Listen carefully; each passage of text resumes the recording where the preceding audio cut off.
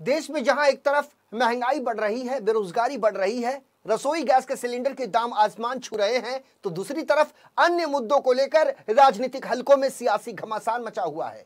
और इसी को लेकर कांग्रेस पार्टी के वरिष्ठ नेता और पूर्व सांसद संजय निरुपम ने केंद्र की मोदी सरकार पर निशाना साधते हुए कहा कि 8 सालों में 2 से 3 गुना महंगाई बढ़ गई, जबकि दूसरी ओर ज्ञानवापी के अंदर शिवलिंग है कि नहीं है, इससे दिल्ली वाले व्यस्त हो चुके हैं।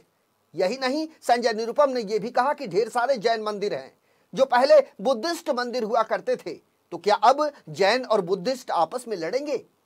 संजय निरुपम ने यह भी कहा कि केंद्र सरकार देश का माहौल खराब कर रही है, जिससे आने वाले 10 से 15 साल और भी ज्यादा खराब होंगे। छोटे छोटे बच्चे त्रिशूल लेकर निकल रहे हैं, ये त्रिशूल आखिर किस पर चलाए जाएंगे? दंगा फसाद खून खराबा से आज तक किसी भी देश का भला नहीं हुआ है, ऐसा कहना कांग्रेस पार्टी के वरिष्ठ नेता संजय निरुपम का है। संजय निरुपम ने कहा कि कांग्रेस पार्टी ने यह सिखाया है कि आपस में बैर मत रखिए, इसलिए देश में तरक्की हुई। कल तक हिंदुस्तान में सुई तक नहीं बनती थी, आज हवाई जहाज बन रही है।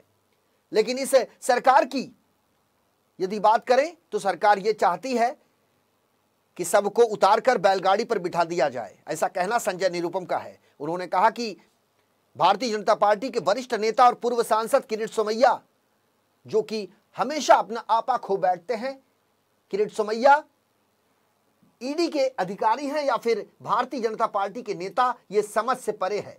कांग्रेस नेता संजय निरुपम ने कहा कि जहां कहीं भी गलत हो रहा है, जहां कहीं भी भ्रष्टाचार बढ़ रहा है, प्रवर्तन निदेशालय हो या सीबीआई, उन्हें सही तरीके से कार्रवाई करनी चाहिए। भारतीय जनता पार्टी यदि प्रवर्तन निदेशालय की प्रवक्ता बनकर अपनी बात रखती है, तो इसमें प्रवर्तन निदेशालय की एबिलिटी कहीं ना कहीं खत्म हो रही है, ऐसा कहना संजय निरुपम का है।